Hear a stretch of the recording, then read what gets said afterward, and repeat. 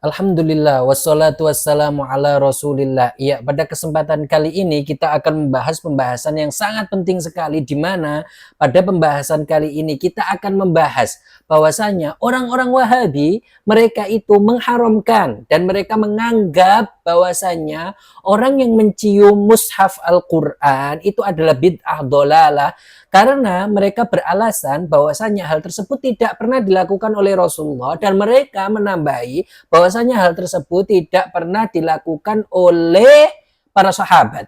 Jadi oleh mereka, seperti kaidah mereka, mereka mengatakan bahwasanya hal tersebut adalah bid'ah dolalah karena tidak pernah dilakukan Rasul, dan kata mereka itu adalah menciumnya itu apa? Bid'ah dolalah, suatu perbuatan yang buruk, kata mereka seperti itu. Maka kita akan bantah terlebih dahulu. Sebelum kita membantahnya, akan kita bacakan statement dari perkataan pemimpin mereka.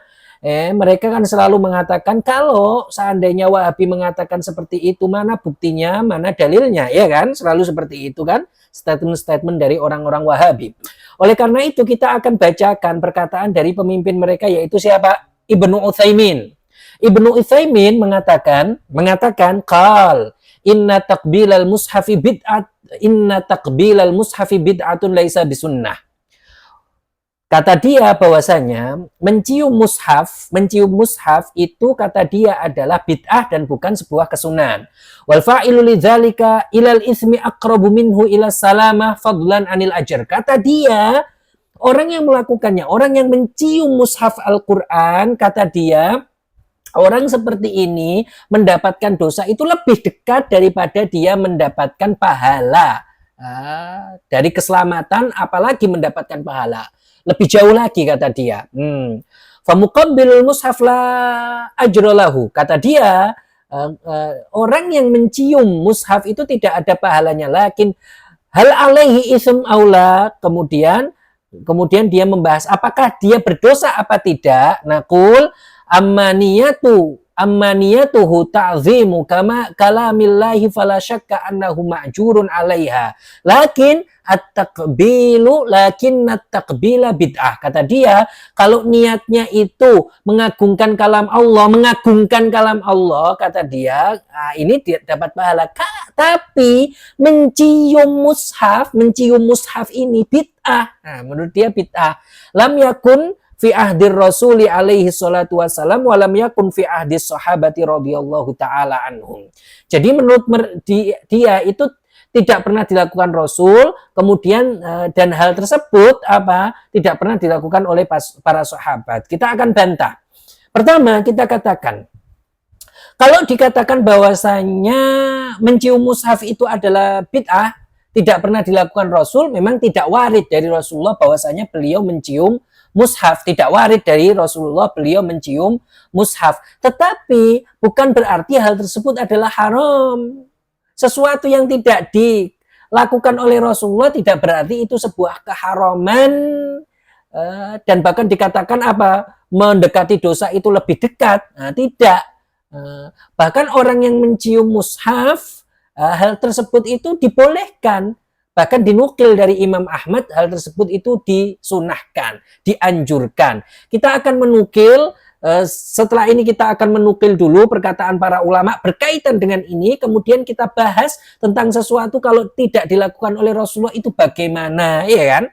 Kemudian kita Al-Hafidz An-Nawawi di dalam kitab Tibyan, beliau menceritakan rawaina fi musnadid Darimi bi isnadin sahih ani bni Abi Mulaikah anna Ikrimata kana yadha'ul mushafa ala wajhihi wa yaqul kitabu rabbi.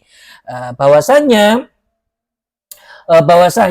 Al-Hafidz An-Nawawi menukil di dalam kitab Tibyan bahwasanya Ikrimah ini meletakkan mushaf di atas wajahnya, kemudian mengatakan ini kitab Tuhanku, ini kitab Tuhanku, artinya mengagungkannya.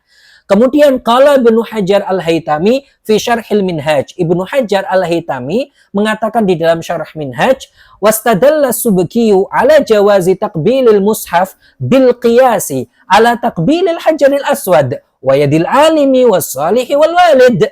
Jadi Ibnu Hajar Al-Haytami mengatakan, menukil perkataan Al-Imam As-Subki, bolehnya mencium mushaf itu diperbolehkan karena berdasarkan qiyas dengan apa? Dengan bolehnya mencium hajar aswad, bolehnya mencium tangan orang alim, orang soleh, dan bolehnya mencium tangan orang tua. Nah, karena hal tersebut boleh, maka mencium mushaf itu juga boleh. Waruya an Umar, dan diriwayatkan dari Umar, Sayyiduna Umar, seorang sahabat, annahu kana ya'khudhul mushafa kulla ghadatin wa yuqabbiluhu. Sayyiduna Umar mengambil mushaf, kemudian beliau ini menciumnya, wa yaqul ahdu rabbi wa mansyuru rabbi azza wa jal. Nah, beliau mengatakan seperti itu. Wa kana Utsman radhiyallahu taala anhu yuqabbilul mushafa wa yamsahuhu ala wajhihi. Sayyiduna Utsman, ini dilakukan Sayyiduna Utsman. Beliau mengatakan apa yang beliau lakukan? Beliau itu mencium mushaf dan mengusapnya di wajahnya. Dzakarahu siapa? Al-Hasqafiyyu fi Durril Mukhtar. Wa ba'da hadza fala ibrata bi kalamil mubtadi'atil musyabbihatil mujassimah. Maka setelah ini enggak akan diambil perkataan dari orang-orang mubtadi'ah mujassimah, yaitu orang-orang Wahabi yang mereka itu apa? Mereka itu menganggap bahwasanya itu bid'ah. Padahal kenapa? Ini mushaf itu kan di dalamnya ada barokah, ya kan? Ketika seseorang menciumnya, maka hal tersebut diperbolehkan. Menciumnya bahkan tersebut hal yang diperbolehkan, ya kan? Karena mengagungkan mushaf, terus kemudian apa? Tabarruk dengan mushaf,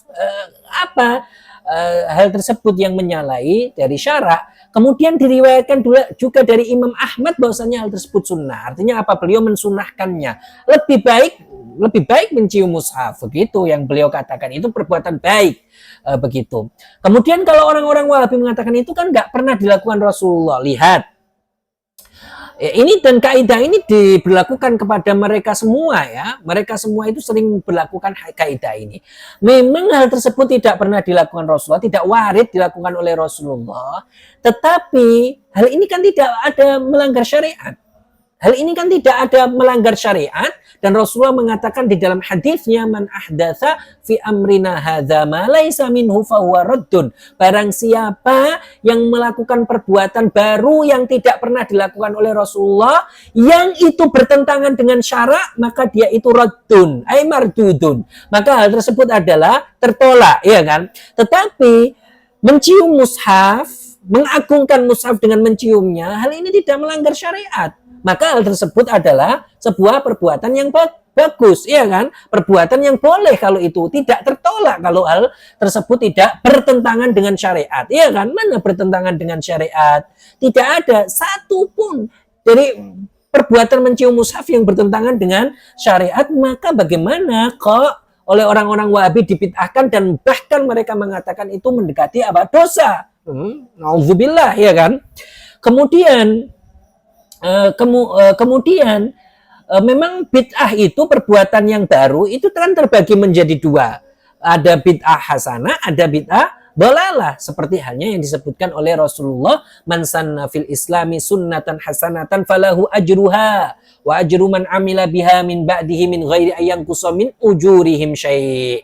Jadi kata Rasulullah, barang siapa yang dia itu melakukan perbuatan baik yang tidak pernah dilakukan oleh Rasulullah, merintis perbuatan yang baik, maka dia akan mendapatkan pahala, dan pahala orang yang mengikutinya setelahnya tanpa dikurangi pahalanya sedikit pun. Kan seperti itu, ya kan? Berarti perbuatan itu, perbuatan yang tidak pernah dilakukan Rasulullah itu terbagi menjadi dua. Ada yang baik, ada yang buruk.